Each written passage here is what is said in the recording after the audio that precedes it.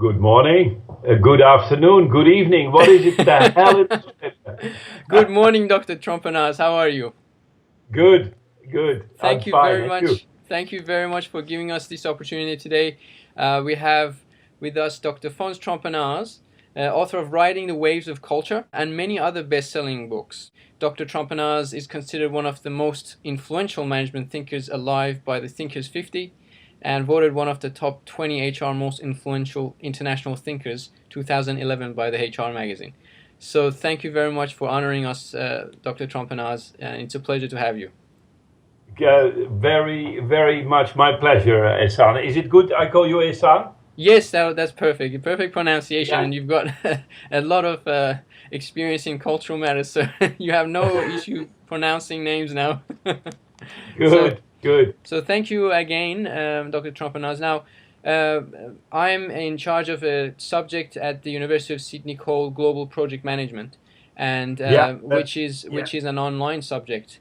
Yes, So I'm really grateful to have this interview with you because students will be able to see you live. Because actually we have a textbook called Global Project Management by Gene Binder, and he extensively refers to your ideas and your books, especially Riding the Waves of Culture. And so it's a pleasure to have you. So today, basically, we'll have just a casual conversation about your ideas, and if you could share your words of wisdom with us regarding your dimensions, cultural dimensions, your ideas about dilemmas, which you extensively talk about across cultures, and I have a few questions of my own and a few questions from the students, very depending on, good. and it will be great to have your ideas being shared with us today. So, so if you're ready, we can start now, if that's fine with you. Yes, yes. Ready to go. No, Ready to go. I Okay, was just so looking at my phone not to interrupt with all kind of noises. that's I'm fine. never called, only in interviews.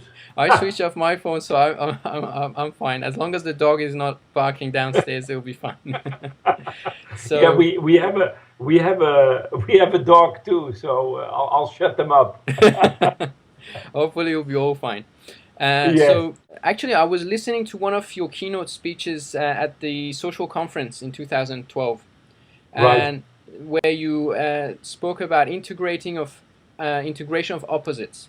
So in cultural matters, we have people having two ideas, methodologies, concepts which may seem in contradiction, and you spoke about how to combine these contradictions and different ways of looking at things to actually make it more powerful than the sum of the individual units. So now, in terms of applying this concept to a global project, and as a global project manager, international project manager, what are some of the ways and methods that a global manager can use to be able to apply this in a global team? Right. First of all, let me start with the context. We distinguish four what we call R's. The first one is recognition. So you can help managers to recognize cultural differences. Most people in our field are busy with the first R. Models to show, oh, Australians like this, and Maoris like that, and Japanese like that, and what have you. Fine. What we have seen, however, also in our work, because when we started our work, we found that is the type of training you can give, but that you leave people with either more stereotypes, like, oh, all the French are like this, and all the Maoris are like that, and that is risky. So we say, okay, the second R, we have to work on respect. Now, how can you best work on respect? Namely, there are differences, but one is not better than the other, is to find that most differences of humanity are in yourself somewhere. And the example I very often give is, very often Australians, Dutch people, the so-called low context people, they very often say, gee, Japanese, I don't know if I can trust them because they always say yes. Even in cases where we would say no, they say yes. Now, how can I put you in a situation where you say yes while you wanted to say no? And very often I say, when you're in love or when you marry, that's exactly what happens. You say yes while you wanted to say no. And um, do you like my dress? Yes, it's nice. Well, you don't like the dress because you suddenly become Japanese. Because if you're in love, the relationship comes first. That's right. And then you give feedback. While we have learned in Australia, in the Netherlands, that you first give the feedback and then you work on the relationship. Now, what we're saying, if you recognize that the dilemmas are the same worldwide, as human beings, we have the same dilemmas, namely, yes, it's important to have a good relationship. Yes, we need feedback. Is that the starting point of what we call, and that's the third step, the reconciling of dilemmas. If you recognize that the dilemmas are the same, then it's easy to respect because it's in you. So that's the second R. The third R, I already previewed that. Once you respect cultural differences, everything turns into a dilemma. And a dilemma is contradictory, it's paradoxical, because I'm more for the individual, you're more for the team. But can we not make teams that consist of creative individuals? Because that's the beauty. Because if teams don't have any individual creativity, it's another word for communism. And if individuals don't have teams or groups they are respectful for, you're an egoist. So reconciliation is trying to combine opposites. And then the fourth R is realization and rooting. And that is, what as a leader can I do to make this sustainable, second nature, rather than a trick? So that's the approach we take. And on every approach, there are very good things you could do to make leaders, let's say, supportive of being more effective with cultural differences. Mm-hmm. Fantastic. So it's best to just start with the 4 Rs. Like as a manager, if you just look at the 4 Rs and then see how you can apply that to the team. Yeah. Fantastic. And okay, so we have another question here, which kind of refers to the previous one, by one of our students, Ehssan Sakhaee, which he says, in your views, how could the cultures of haves and have-nots combine or consolidate the differences rather than imposing one's own views of culture? Yeah, that's. I mean, going back to what I said earlier. At the moment, you know that the others can bring something to the party as well that enriches yourself, and vice versa. Rather than I'm better than you, because the whole colonialist history was a bit like, I'm better than you, so you listen and shut up. And you see the world is protesting because even Africa, that was really on the bottom of the ladder, is now much more respected by, for example, the approach the Chinese have taken. It's not ideal, I know, but it's a bit better than we Westerners did, and exploit the grounds. So that's one remark. So the method helps you to say, hey, they can bring something to the party. One thing that always concerns me in our work, which is also part of, I think, the answer to the question, is the difference in power. Because if the powerful party doesn't want to reconcile, then it's uphill skiing. If the powerful party, and that's also true with mergers and acquisition, if the buyer says, gee, I want to learn from the group we bought, then it's downhill skiing. Then you say, wow, they bought it for a good reason. And then you get an enriched environment. Final point, regardless if it's the buyer or those who are bought or the top or the bottom party, is that sometimes it's not a dilemma. A good leader will also say, no, this value is better than that value. And by the way, that could be coming from the underdog. Fantastic.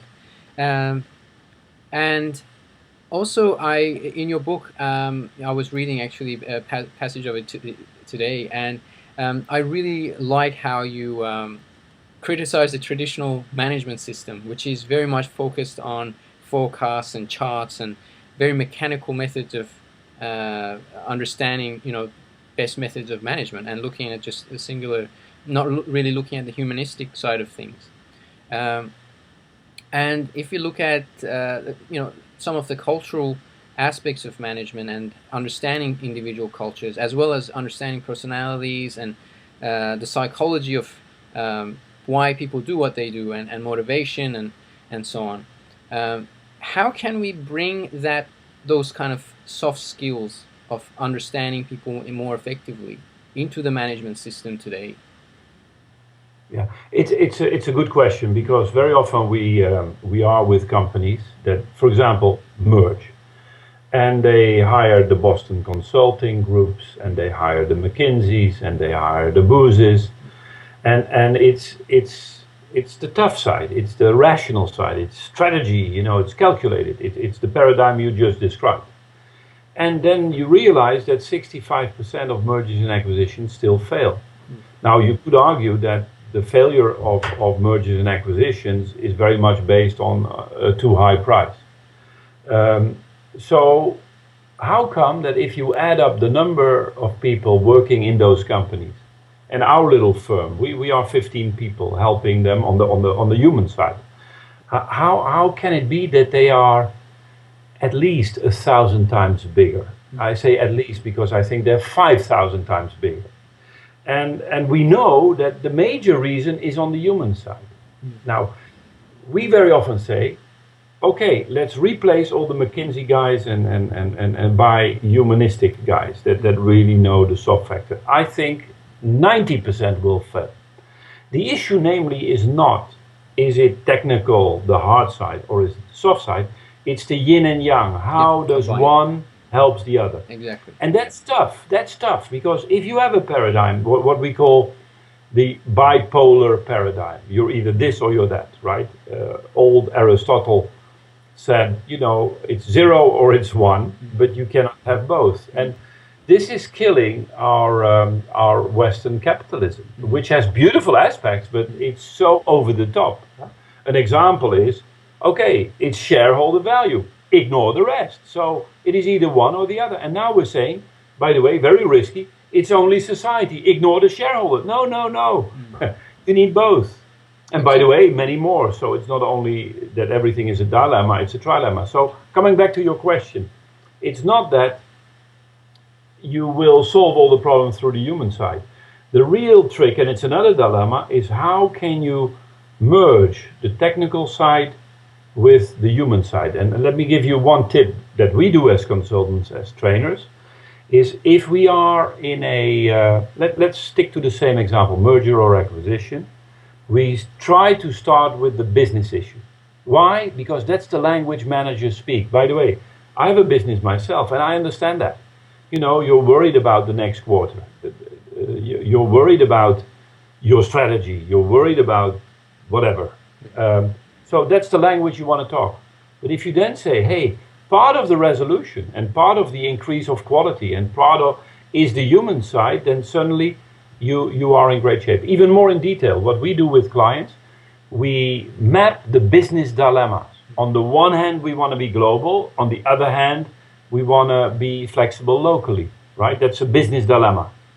And then we say, how can the human side help you to reconcile that? So it's yin and yang. It's not one or the other. It's one through the other.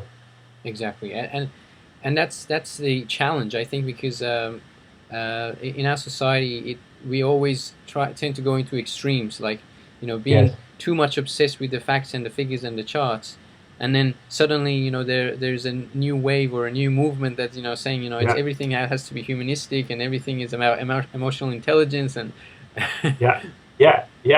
No, but I know emotionally intelligent people who are quite stupid, and I know people with high IQ that don't have a clue on how to deal with human beings.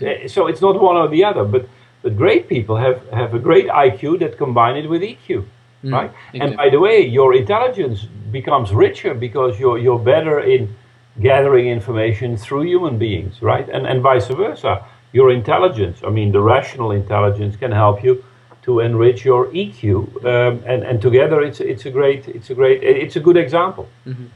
And in order to, for say, very kind of left brain or logical managers to become kind of a bit more develop their soft skills, I guess maybe they can take up like a art class, or learn a musical instrument or Or something like that. or invite females into the business, That because would help, that's another especially. thing. You don't even have to go to art.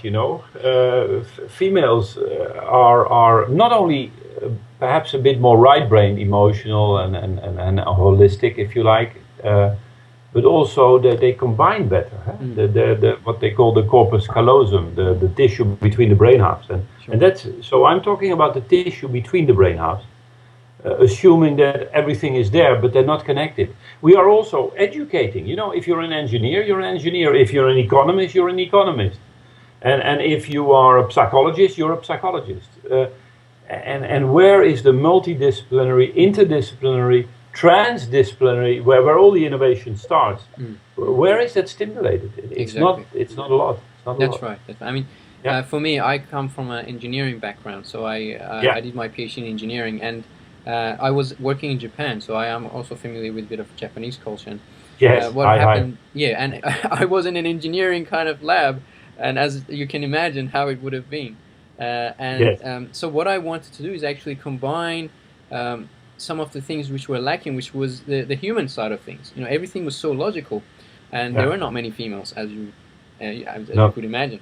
So I started working with other psychologists in the university to develop some programs for the academics about how to motivate students more effectively, looking at motivational psychology, educational psychology, and then running mentoring programs for students on how to how to motivate themselves more effectively. And so, I mean, I saw the lack there, and I began, and it was actually it progressed quite well, and I want to do the same thing in Australia, because I think it is a global issue. If you go to any engineering firm or a very kind of a logical left brain discipline, you will see that there is a lack of that creativity, innovation, and soft skills. Yes. So actually building some of these cross-disciplinary projects and Yeah. introducing them in organizations and in universities, I think would really help. Yeah, yeah, and again, it's not replacing the knowledge of technology. That's right. Look at Apple, the aesthetics combined with the functionality. You cannot say, "Oh, Apple, it's all about aesthetics. Forget functionality." No, it is also functionality. But even some aesthetic, some beauty of the machines that Apple make is also aesthetic. Like the screen that goes to the edges. It's beautiful, but it's also functional because your finger can reach out further than if it has a big ugly frame type of thing. Exactly. So if you can use one through the other, you're in great shape. And same with disciplines.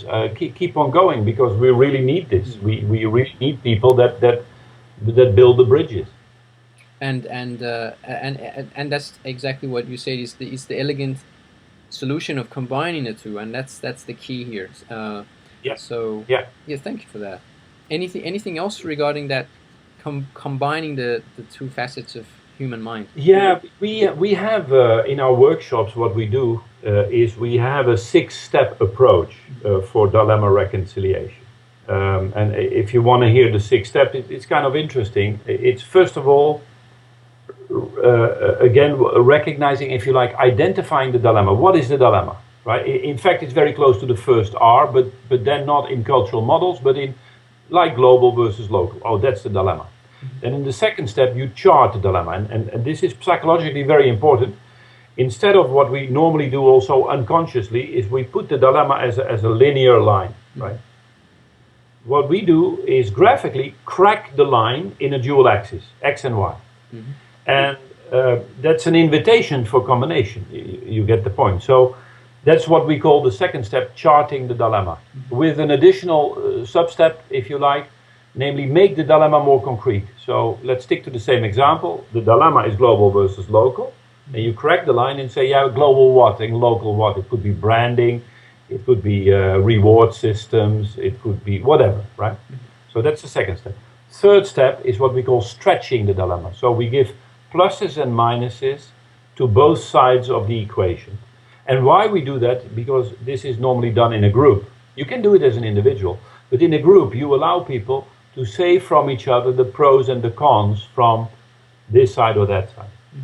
Then you go to the fourth step, and that is defining the extremes by what we call epithets. An epithet is a exaggerated cartoon. It's an exaggerated expression. So for global, at the cost of local, so position 0, 10, top left-hand corner, is a statement like my way or the highway, right? It's global but not local.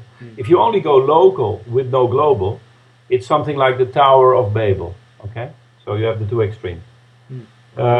Then you could also put a label on the compromise, okay? Like half pregnant, but because compromise is very often mistaken for reconciliation. Reconciliation is more. Compromise is still win-lose. It's 5-5, right? But we want to go to 10-10. 10-10 is how do you combine the two? And that's the fifth step. And that is asking the question, how can value X help you to get more of value Y or vice versa? So what you offer globally, its quality is defined by what does it do to you locally in a positive sense. Or what can you do locally that makes your organization more global? And only by asking the question in that way, you really reconcile. And then the sixth step, okay, what are the actions we need to take to make this happen? And what kind of values and behaviors that do we need to develop to make that happen? So that is what we do with dilemma reconciliation. Oh, it's a fantastic technique. And I think it's very simple. Yeah, and I think you can apply it to anything, even relationships. Oh yeah, for sure. If the other party would just listen. Yeah. That's the hard part now. Thanks for that, Dr. Trompenaars. Okay, so what else we have here is,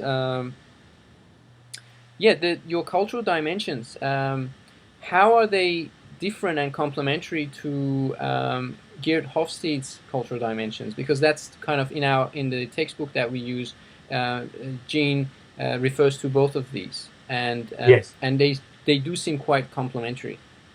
Oh, they are, and overlapping and what have you. It's perhaps a nice little anecdote, but I started my PhD in Philadelphia at Wharton, and I defended a proposal to, in fact, in the words, I didn't use these words at that time, but how does national culture affect corporate culture? And I owed my scholarship to Hofstede, who was one of the professors who gave me the scholarship to go to the very expensive Wharton. So I owe him a lot.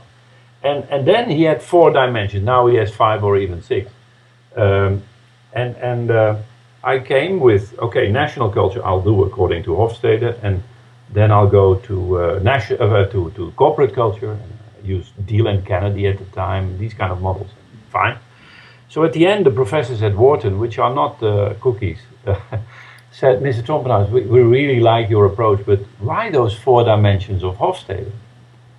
Why have you not looked at other models like Kluckhohn, Strothbeck? There were a lot of models available, not as empirical as those of Hofstede, but like time orientation, relationship with nature, ideas of space, and all that kind of stuff. And I was 25, 26, and looking a bit lazy. What the hell are they asking? And so I said, I'll do some more research. So I went back to Hofstede and I asked him the question, why those 4?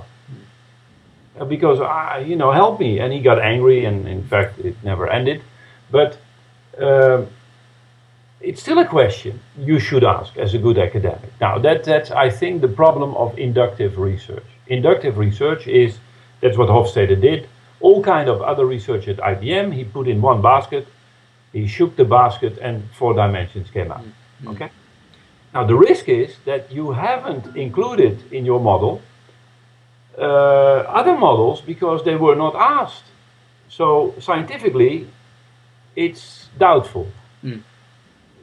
I think the real contribution of Hofstede is not so much his model, but the fact that he was first and he linked it to management. Okay, and the models that he found were not bad, but so I had to go back to the library. And what I did is the same as Hofstede, but I included Hofstede and put Parsons in it and Kluckhohn, Strothbeck, shook.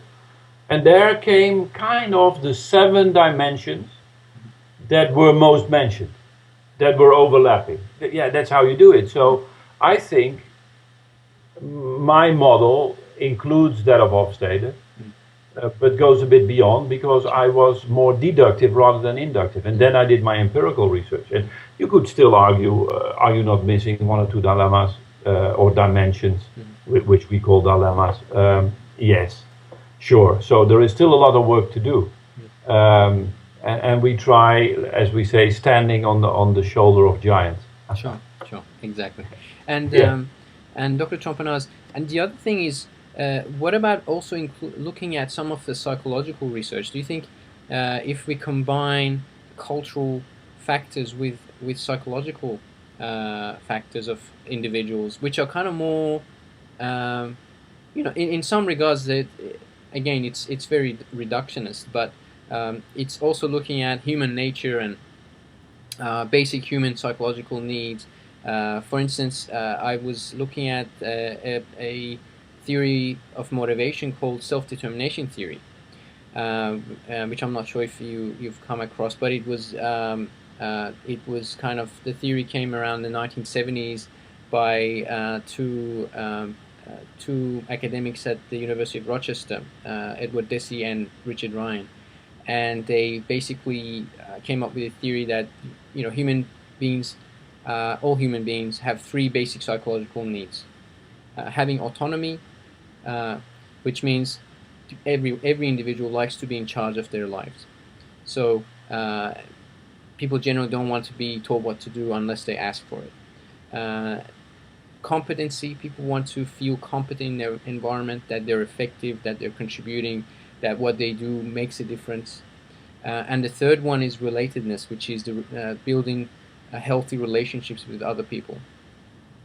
So these psychological needs, when I was reading the cultural difference, I was looking at how this can integrate with some of those dimensions and kind of create like a more holistic view that's saying, okay, all human beings have inherent basic psychological needs, but then there's also culture coming into place.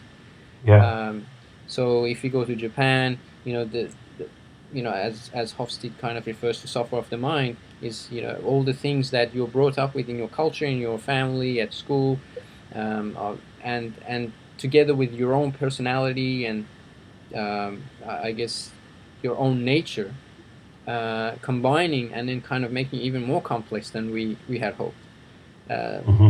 And then that becomes a challenge in management. Is like, okay, someone is from this country or that country. Yes, we do need to consider all these cultural factors, but then, what is this person's nature? Are they kind of do they favor like being told what to do, being guided, or do they need freedom in their work? Or look and combining these two different frameworks and other frameworks. How would you kind of what is your idea? No, it's what we call the diversity of diversity. And in fact, I'm doing a speech about that in Sydney in Australia. I hope I can invite you with Ari. That would be fantastic. Yeah, be my pleasure. Please, let's meet in Sydney, and I'll give you the details. It's somewhere over mid-August, something like the 20th of August. That's a detail. The diversity of diversity, I mean, any culture is like a normal distribution, right? And if you have a normal distribution, you want to explain the variance within a culture. And it's not only psychology, it's gender, it's age. Now, you say, okay, but how does psychology works in gender differently, or what have you? And at the end of the day, and this is a very practical remark, it's very difficult to decipher what is causing what, because there are dynamics between, there are certain, let's say, cultures that allow for a lot of gender differentiation. The Arab world, perhaps, in the extreme. And there are cultures where gender differentiation is not so much appreciated, right? So you could almost say there are cultures that are more shaped very narrowly with a small standard deviation, and there are the ones with an enormous diversity. So that makes it complex. Now, as a consultant or as a trainer, how do you deal, or as an individual going to Japan? Japan is narrow, much more than America, for example, or Australia. You feel it, but still there are differences. I remember a story in Japan, a good guy, Nori Furuya, who started our activities in Tokyo, and I come to his office then at the time Japan Airlines Academy, and all cubicles. And I said, Nori, you're Japanese, it should be open space. And all my theories were out of the window. He says, Japanese talk too much, so I introduced cubicles, right? So is that part of Japanese culture? Is that the personality of Nori Furuya as a boss saying, I do this, or, right? So it's very complex. At the end of the day, what we say, you don't know at the end of the day what is causing what, because they have dynamics between each other. If I'm talking with you, am I talking with you as a product of your parents?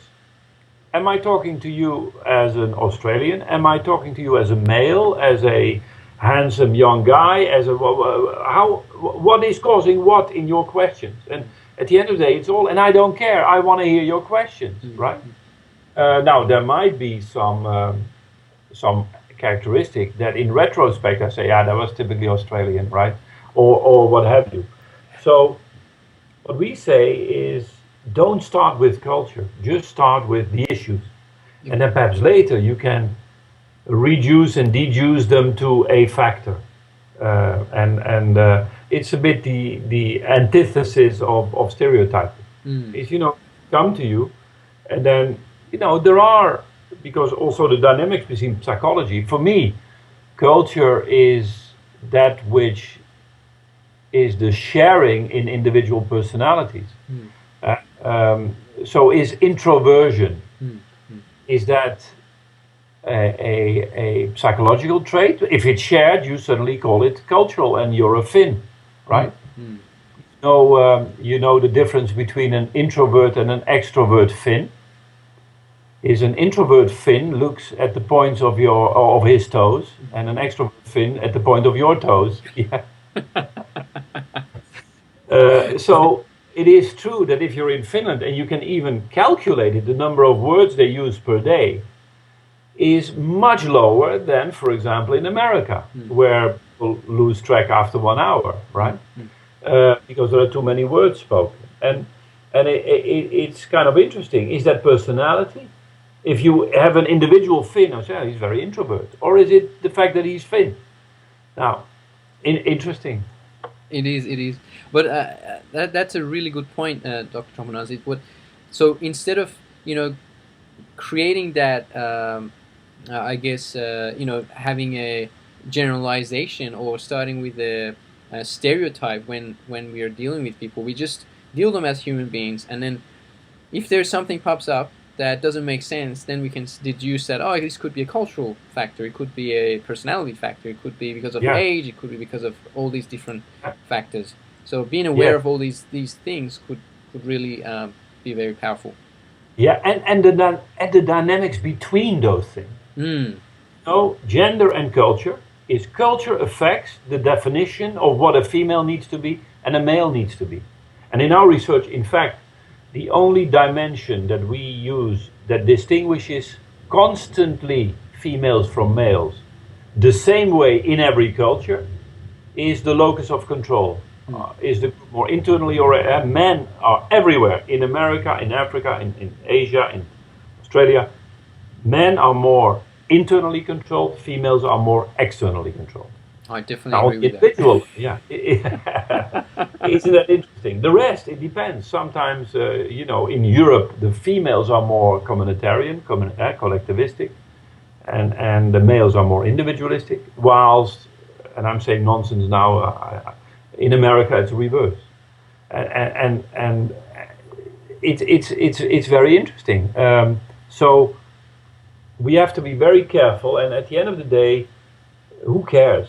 Because at the end of the day, a person is a manifestation of all kinds of inputs. and it makes it complex because of the dynamics between the inputs. Exactly. But this can also really be applied in conflict resolution and conflict management, I think, because Sure. you tend to become less judgmental when you understand that a person is a combination of all these complex factors, Yes, and it reduces our judgment of individuals, and we tend to then focus on the solutions rather than looking at the problems themselves. exactly, exactly, Exactly. exactly.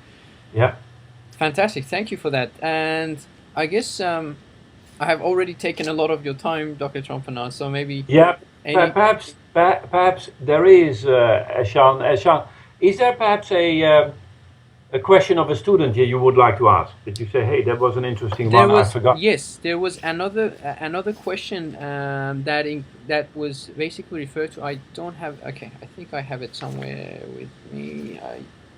Sorry, one moment. No, don't worry, don't worry. Here, I think it's this one. Okay, so this is a long passage. So would it be okay if I just read it for you? Yeah, don't worry, don't Okay. worry. So this is by Anne Nemontes, one of our students, and she's saying, when I ran a virtual project from Melbourne as a vendor to deliver a commercial off-the-shelf solution for a major Australian telco organization during a large business transformation initiative, we signed a statement of work with the lead integrator that depicted the services, process, and deliverables the vendor accountable for project design, build, and deploy. The challenge was influencing the virtual teams situated in Pittsburgh, in USA, Toronto, and Bangalore that had never worked with an integrator to adopt to the SOW milestone definition, deliverables, processes, and procedures in the SOW, replacing the vendor's delivery methodology.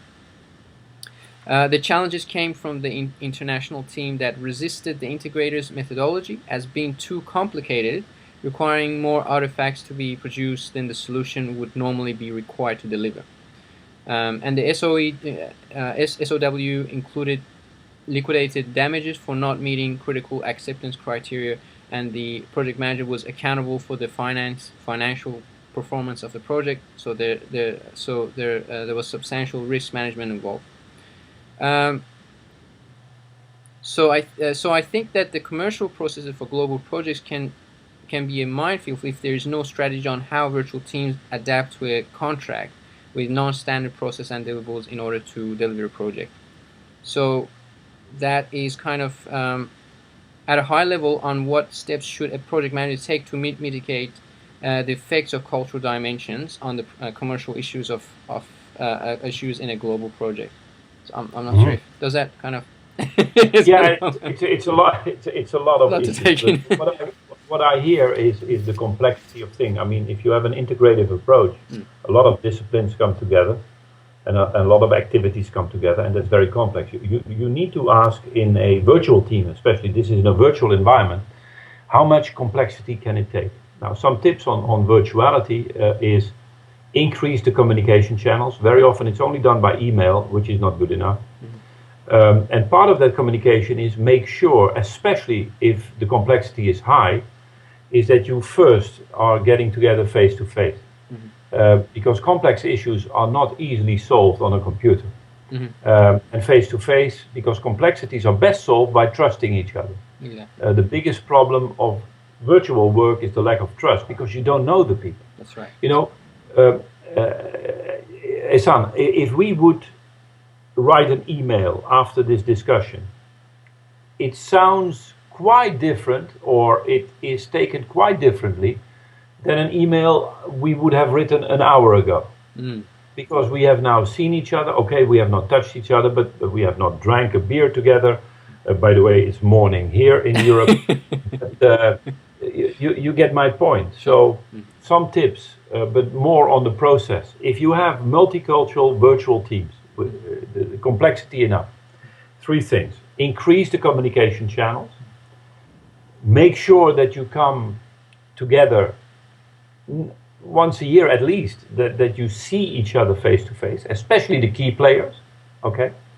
And because the biggest problem in virtual teams to deal with complexity is this famous high versus low context. Yeah, high context is I need to see your face to know what you're saying. Low context, I don't mind because I will look the same in the screen, without the screen, and context doesn't matter, right? Now, Australians are low context.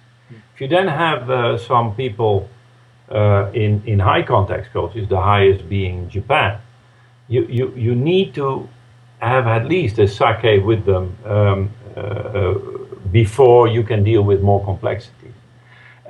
Final point, third point, use dilemma reconciliation. In fact, dilemma reconciliation is a very practical tool to deal with complex environments. Because the worst you can do with complex environments is to have simple solutions. It's a dilemma, who cares, make a choice. The worst you can do with cultural dilemmas, but also business dilemmas, is making choices because you lose the other half. While dilemma reconciliation, and there are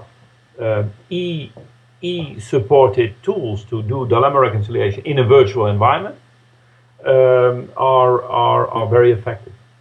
Exactly. I hope that helps without being hindered by any knowledge on all the acronyms you mentioned. Yeah, actually, there's a lot of acronyms used in this.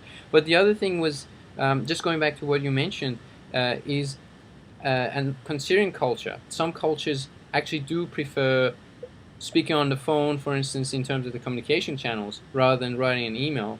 And that includes like the French and the Mexicans probably, and yourself. I think you have experience with both because your mother is French and your father is Dutch. So you probably have. Nobody can be perfect.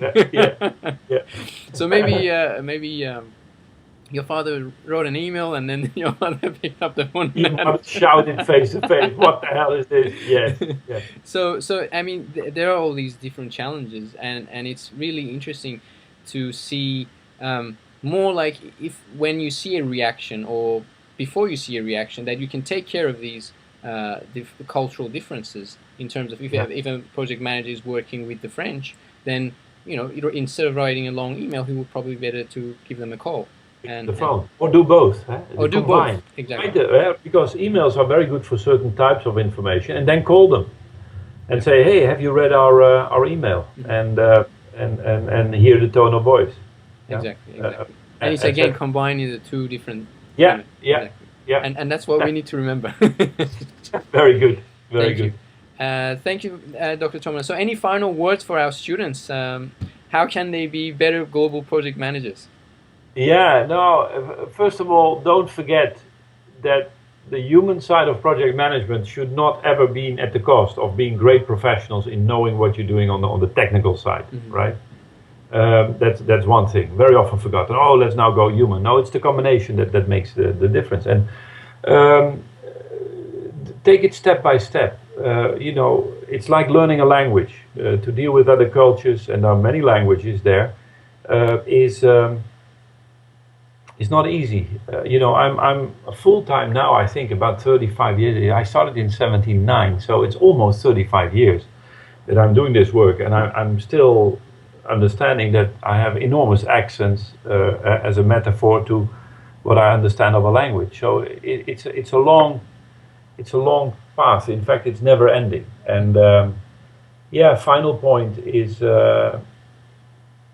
look also at yourself. Who are you? And never compromise on the authenticity of yourself. An example is I do a lot of public speaking, and I am who I am, and so I always try to tease people. That's perhaps because of my French-Dutch environment. A way of avoiding conflict is to tease people, to a joke here, cracking. Never at the cost of somebody. At least that's what I'm hoping. And difficult with Australians, but it's kind of interesting that people say, "But can you do this in Japan or in America?" And I say, "Yes, perhaps." I wouldn't. You got to be very careful with that. You have to be careful, but still, I'm trying to apply humor, and even the Australians, or Japanese, or Americans, being non-Dutch or French. Appreciate that. So some more than others, but then to say, "Oh, I'm in Japan, no jokes." yeah, then you're losing your own authenticity. Authenticity, exactly right. And that's really important. And bringing that cultural awareness across all different countries, it will make people appreciate that, okay, this is how the Dutch look at humor, this is how the French look at humor, this is how the Japanese look at humor, and Yeah, not make a distinction that, everyone has the right intent, the good intent. It's not, they're not trying to make fun of yeah, anyone, or exactly right. yeah, yeah. Thank you again for your time today. Very welcome. It's It been was a a pleasure. pleasure. You too. So you have a Bye, good Ehssan. day. Bye. Bye for now. Thank you. You too. Bye. Bye.